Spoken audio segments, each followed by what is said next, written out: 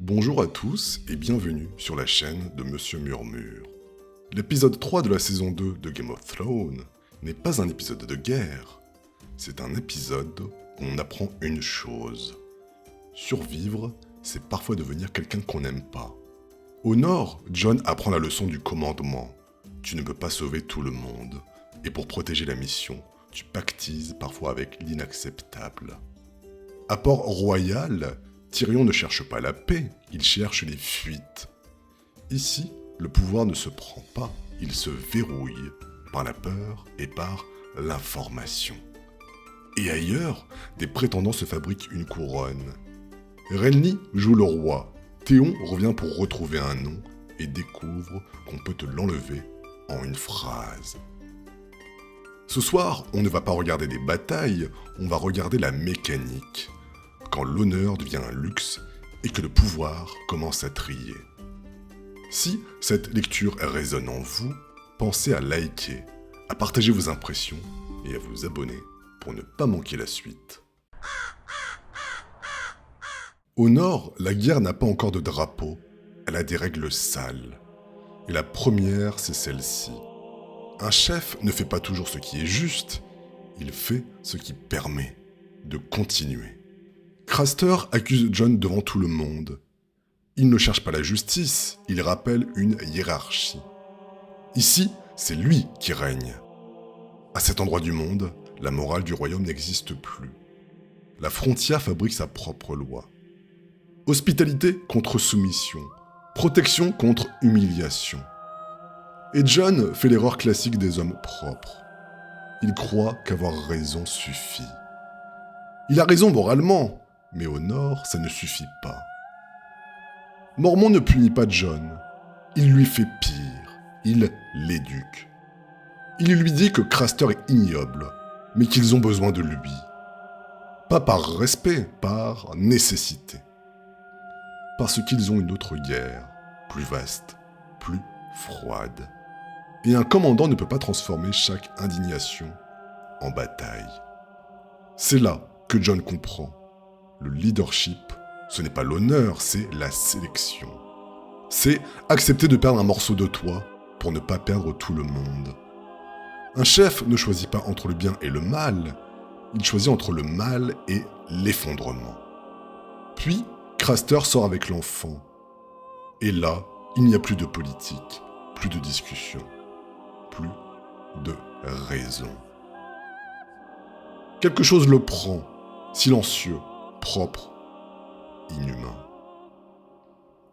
Craster ne paie pas des hommes, il paie un tribut aux marcheurs blancs. Et Mormont ne joue pas la surprise, il dit seulement « tu le reverras ». Traduction, ce que tu viens de voir n'est pas un accident, c'est une loi. Au milieu de ça, Sam offre à Gilly un dé à coudre. Un objet minuscule. Ce n'est pas juste un cadeau, c'est un dépôt d'intime. Une promesse silencieuse. Je te vois, je ne te laisse pas seul. Au mur, l'humanité ne sauve pas le monde, elle sauve ce qu'il reste de toi. Mais elle a un prix. Au nord, l'amour n'est pas une douceur, c'est une faille. Et pendant que la garde apprend à survivre, Winterfell révèle une autre couche au nord. On suit Hodor, et tout est étrange. Le souffle, le mouvement. Comme si on regardait avec des yeux qui ne sont pas humains. Bran se réveille, il dit que toutes les nuits, il marche, il court, mais qu'il n'est pas lui. Luwin tente de rationaliser. Il parle de légende, de magie disparue. Puis, il lâche un mot. Presque à contre-cœur. Les enfants de la forêt. Et là, tu comprends. Ce n'est pas un rêve, c'est un signal. Au nord, tu peux encore négocier avec des hommes, mais il existe des forces qui ne négocient pas. Elles reviennent. Et sur la route, la guerre devient administrative. Arya nettoie sa lame. Pas par bravade, par discipline. Elle tient sa colère comme on tient un outil. Yoren s'assoit près d'elle, et il se dévoile juste assez. Il raconte son frère, et ce qu'il a fait à l'homme qui l'a tué. Pas pour faire peur, pour dire une vérité simple. Dans ce monde, la douleur finit toujours par trouver une forme. Puis, l'alerte tombe. Les hommes de Port-Réal arrivent. Amaury Lorche. Pas une patrouille, une récupération. Il le demande Gendry, comme on réclame un objet. Parce qu'à Port-Réal, un enfant n'est pas un enfant, c'est une preuve, un risque, une pièce à remettre dans la main du pouvoir. Yoren refuse. Et tu vois ce que vaut la loi quand elle rencontre une limite. Elle tire.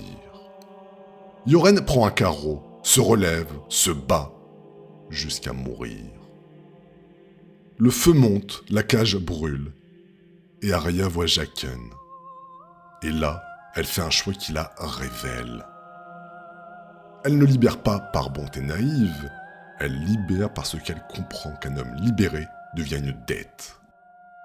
Elle donne la hache à Jaqen, elle perd Aiguille, et la route avale les enfants un par un. Amaury demande Gendry, et Arya ment.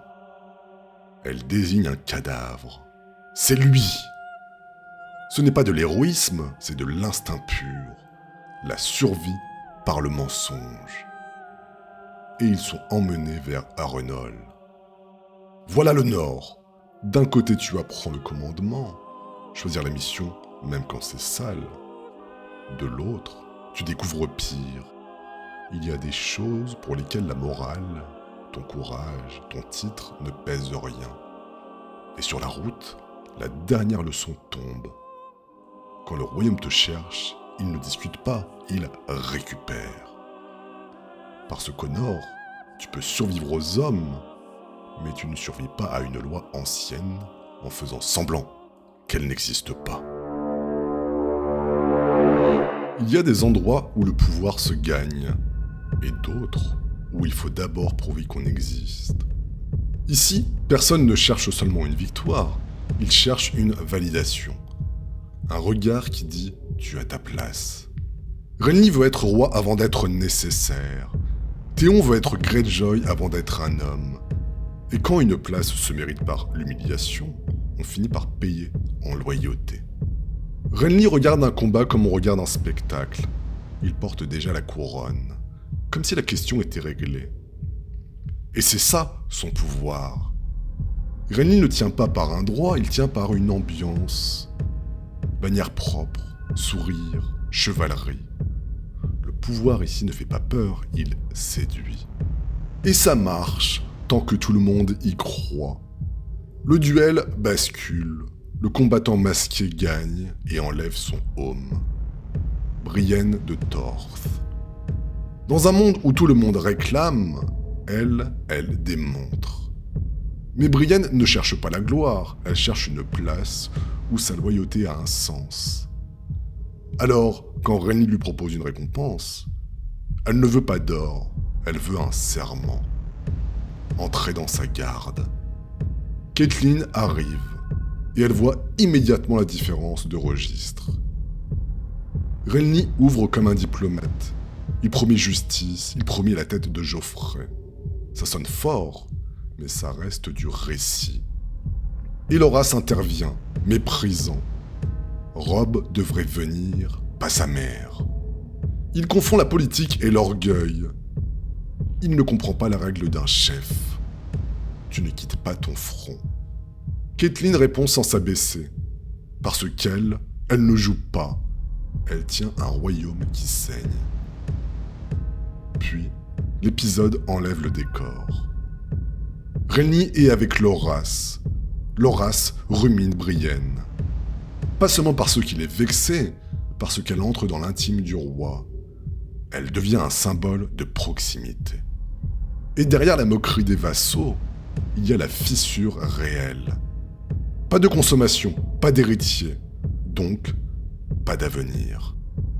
Marjorie arrive, et elle ne parle pas d'amour, elle parle de continuité. Elle transforme l'intime en logistique. Pas par cruauté, par lucidité. Une couronne sans héritier, c'est un décor sans fondation. À Pike, l'air est plus froid que les mots. Balon pose un plan. Frapper le Nord pendant qu'il est occupé. C'est lâche, oui, mais surtout, c'est leur doctrine. Nous ne semons pas. Traduction, on ne construit pas. On prend, on arrache, on pille. Théon propose une autre voie. L'alliance, la patience, la stratégie. Balon refuse. Parce qu'ici, l'efficacité n'est pas la valeur suprême. La valeur suprême, c'est l'identité. Et Théon a été façonné ailleurs. Yara est là, pas comme une surprise, comme un miroir. Elle ne le caresse pas dans le sens du poil, elle le met face à la réalité. Tu dois choisir. Pas entre le bien et le mal, entre deux appartenances. Et ce qui est cruel, c'est que le choix arrive quand il est fragile, quand il a besoin qu'on le valide. Balon lui donne peu. Pas une grande guerre, pas un rôle à sa taille. Un navire, des villages de pêcheurs. Ce n'est pas une mission, c'est une leçon. Tu n'es pas un prince, tu es un outil qu'on teste. Et Théon comprend la règle. Sa place ne dépend pas de ce qu'il vaut, elle dépend de ce qu'il accepte d'avaler. Théon écrit à Robb. Il tente encore d'être loyal. Puis, il brûle la lettre. Ce geste, c'est une exécution intime. Il tue l'endroit où il était aimé, pour mendier l'endroit où il veut être reconnu. Ce n'est pas de la haine, c'est de la faim. Le rite suit. Les dieux noyés, l'eau, la phrase. Ce qui est mort ne peut plus mourir. Mais ce n'est pas une élévation, c'est une soumission volontaire. Théon ne devient pas plus fort, il devient prêt. Prêt à perdre sa dignité pour gagner une place. Voilà, Renly et Théon. Renly se fabrique une légitimité par l'amour et découvre que l'amour exige un héritier. Théon cherche l'approbation d'un père et comprend qu'ici, l'amour n'existe pas. Il n'y a que des tests. Une place, ça s'arrache. Et quand tu commences à l'arracher, tu arraches aussi quelque chose chez toi.